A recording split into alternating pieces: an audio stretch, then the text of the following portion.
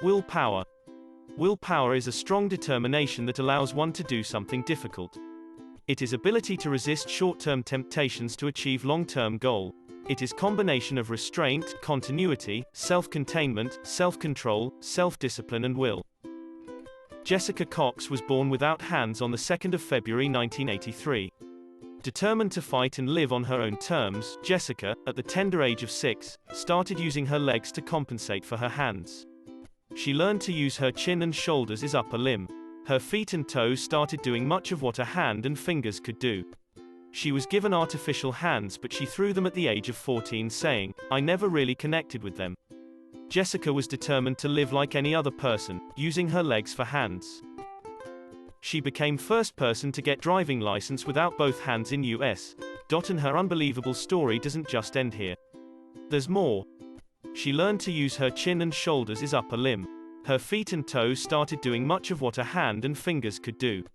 She learned to drive an unmodified car, could type 25 words in a minute, could remove and put in her contact lenses and many more with her legs. She learned the martial art, and at age of 14 she earned her first black belt. When she was 24 she started pilot training. At 28 she earned pilot certificate. Later she became ace motivational speaker and went to many countries to deliver her talks. Look around, people with greater willpower are happier, healthier, more satisfied in their relationships, wealthier and further ahead in their careers, more able to manage stress, deal with conflict and overcome adversity. Karolyi Takacs was born in Hungary. He joined Hungarian army. During training he was world-class pistol shooter. He represented his country in 1936 Olympics, Berlin and won gold. Takacs was now determined to win gold at 1940 Olympics at Tokyo. In 1938, during army training, a faulty grenade exploded and Takacs got his right hand badly damaged. After operation, he found he will not be able to fire from his right hand. For his friends and competitors, it was accepted that he will not be able to compete in Tokyo Olympics. Takacs was not prepared to give up. He thought he had the talent of shooting. While he had lost his hand, he still had his talent. Besides, he still had the two things that mattered the most, his willpower and his determination. He started practicing with his left hand. He surprised everyone when he won national championship in 1938. He and Hungary were sure of another gold in Tokyo Olympics 1940. Due to Second World War, the Olympics Games scheduled for 1940 in Tokyo were cancelled. And subsequently 1944 Olympics were also cancelled. Now Takacs had to wait 12 years. With a non-operative right hand and a long gap of 12 years, he was sure to break down. But Takacs won gold in London Olympics in 1948. Then again he won gold in Helsinki 1952. His arch opponent Valiente congratulated him and said, "You have learned more than enough, now it's time to teach me." Willpower is like a muscle. The more you train it, the stronger it gets. It's not that some people have the willpower and some don't have it. It is that some people are ready to change, and others are not. The difference between a successful person and others is not lack of strength, or lack of knowledge, but it is lack of willpower. A person who can develop ambition and willpower is sure to succeed. Glenn Cunningham was born in a very poor family in US on the 4th of October 1909. Those days, during winter, pot-bellied coal stove was used in schools and other places to keep warm. Glenn himself, being a small boy, took employment in a school to burn the stove, before arrival of students. One day, when students came to school, they saw flames in the room with Glenn inside, badly burnt and unconscious. In the hospital when Glenn became conscious, he heard doctor telling his mother that her son may not survive, as his lower limbs had been very badly burnt. Doctor further consoled his mother that it would be better if Glenn died, otherwise he would be bedridden rest of his life. Perhaps both his mother and doctor were not aware of the willpower little Glenn had. When Glenn left the hospital, he had no motor ability. He had no sensation and no control on his lower limbs. But still he had his willpower. His mother and father kept on massaging his limbs to bring life into them. One day, his mother left him outdoors for fresh air. Glenn threw himself on the grass from his wheelchair. He kept on dragging himself by pushing his lower limbs. He made it a routine activity.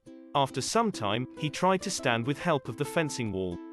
After days of struggle, he could finally stand.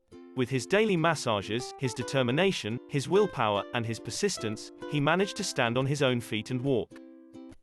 Although Glenn learned how to walk, he wasn't satisfied. He wanted to run. He would often try to run. He kept on practicing it. And finally, he surprised the world, when in February 1934 in Madison Square Garden, New York, he ran 1 mile in 4 minutes. This was the same little boy, who was once told, that he would be bedridden for life. At the age of 5, doctors told him he would never walk again. 1 in 1934, he set the world record for the mile. In change management, willpower is a prime factor. Willpower gives ability to employ cool, cognitive behavior, rather than fueling a hot, emotional system. With willpower, one develops courage, strength, endurance and persistence. During Kargil War, the battalion to which Subedar Yogendra Singh Yadav belonged, was assigned the task to recapture Tiger Hill. The problem was that, the approach to Tiger Hill was a very steep climb from all sides. And second problem was, the hill was too small in area, and it was not possible to send more than 9 to 10 soldiers to attack at once. At top of the hill, the enemy had 4 bunkers covering all directions with machine gun fire. At this juncture, Subedar Yogendra Singh Yadav volunteered to crawl to enemy bunkers along with 6 soldiers. As bad luck could have it, he was spotted when he was 60 feet away from the enemy. They started firing. Yogendra got hit by 2 bullets. He looked up. He was only about 60 feet from enemy. His commander ordered him to evacuate. Subedar Yadav told his commander that he was bleeding profusely and with 700 feet downhill, he would die on the way. He asked the commander for his permission to continue his advance as he was very close to the enemy. With great pain and loss of blood, he managed to reach the first bunker and killed all enemy soldiers in it by throwing hand grenades. He was about to attack second bunker, when 2 enemy soldiers ran towards him. He killed them both too. By this time, his other 6 men reached the top 2. Hand-to-hand scuffle took place and all enemies were neutralized. This was one of the toughest operations for Indian Army in Kargil War, and it was willpower of Subedar Yadav that made it possible. For his act of bravery, 19-year-old Yadav became the youngest Paramveer Chakra awardee in the history of Indian military. Willpower comes in many forms and has many names. To make yourself go for run when you don't want to, you need self-discipline. If you want to overcome procrastination and start a project, you'll need work ethic. You keep going when you are exhausted, you'll need determination. To resist the temptation of eating a dessert at a dinner party, you will need self-control. This example of extreme willpower of an Indian soldier during Second World War is not from any Indian history book, but was telecasted as a documentary on the Discovery Channel. During World War II, a British infantry company under the command of Major Watts, consisting of Indian Gurkha soldiers, was defending a small hill in Central Europe. Germans were advancing from front. Reinforcement of another company to help Major Watts' company was on the way. The Gurkha Soldiers Company was defending the hill with only 3 machine gun units. When enemy was about 1,000 feet away, one of machine gun unit got blasted. With 2 machine guns left, Major Watts was finding it very difficult to hold the advancement of the German troops. After about 10 minutes, the enemy was 500 feet away and reinforcement was at about 700 feet away. Major Watts requested the reinforcement commander on radio set to hurry up. When both the enemy and their own reinforcement were about 400 feet away, another machine gun firer got killed. Major Watts, with 1 gun left, was desperate and almost helpless. Although, the reinforcement was hurrying up fast, but so was the enemy. Jang Bahadur, the last machine gun firer, got hit by a bullet in his chest. Major Watts shouted with full strength, "Jang Bahadur, hold your death for a minute. Don't die, keep firing. This is my order." Jang Bahadur kept on firing. The reinforcement arrived before the enemy and the enemy was forced to run back. As soon as reinforcement reached, Jang Bahadur took his last breath. Next day, the regimental doctor came to Major Watts and said, "I checked the body of Jang Bahadur and I'm shocked to find that after being hit by 2 bullets right through his heart, he was alive for over a minute. I am referring this case to the Royal Medical Association." Major Watts told him, "No need, doctor. You know the anatomy of a man, but you don't know a soldier's spirit behind his anatomy. Jang Bahadur was a true soldier. I told him to hold death till our reinforcement arrives, and he did his duty. Medical science will never understand it, it's called willpower." Without willpower, athlete Roger Bannister could not have broken world record of running 4 miles in 3.59 minutes in 1954 Olympics, when his coach Harry Andrews had told him that running 4 miles in 4 minutes is humanly not possible. Without willpower, Mr. Bean star Rowan Atkinson, born with a speech disorder, couldn't have had the world laugh for decades altogether. Without willpower, Arunima Sinha, a girl with an artificial limb, couldn't have reached Mount Everest. Without willpower, bedridden for life, Stephen Hawking couldn't have become the scientist of the century. No more excuses, no more wasting of precious time, for now is as good a time as any to begin doing what matters most. With a view to fight COVID-19, India declared a lockdown in early 2020. People were requested to stay put wherever they were. Mohan Paswan of Darbhanga district in Bihar was an e-rickshaw driver in Gurgaon when he met with an accident and lost his job. The family had no source of income. Their house owner was pressing hard for monthly rent. He was 1,200 km away from his home in the village with no train, no bus and no money. At this juncture, his 15-year-old daughter, Jyoti Kumari, decided to take her father back to the village on a cycle. With her father being physically challenged, she knew it was not going to be easy, but she was determined. Jyoti had all odds against her: no income, physically challenged father, no bus, no train and her village being 1,200 km away. She had no option but to head for her village, which appeared to be, not just difficult, but impossible during the lockdown. At this juncture, with determination and willpower to beat all odds, she started her journey on cycle, with all their belongings and her physically challenged father. Jyoti and her father finally reached home after 8 days. Man is a social animal. In the society, every man wants to be appreciated, approved and accepted. Generally, social acceptance of successful people is way more than those who haven't accomplished anything in their lives.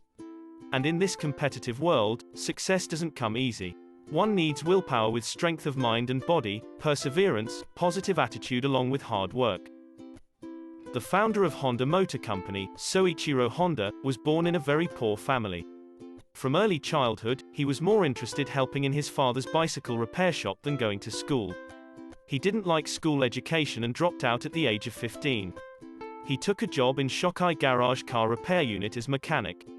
He was very hard-working. He gained good experience and left the garage after about 3 years to set up his own small-scale industry producing piston rings for automobile. He worked very hard and he got his piston rings approved by Toyota Motor Company. Now he was progressing well. Suddenly he met with an accident and was hospitalized for 6 months. His staff couldn't maintain quality in his absence, resulting in withdrawal of many customers, including Toyota.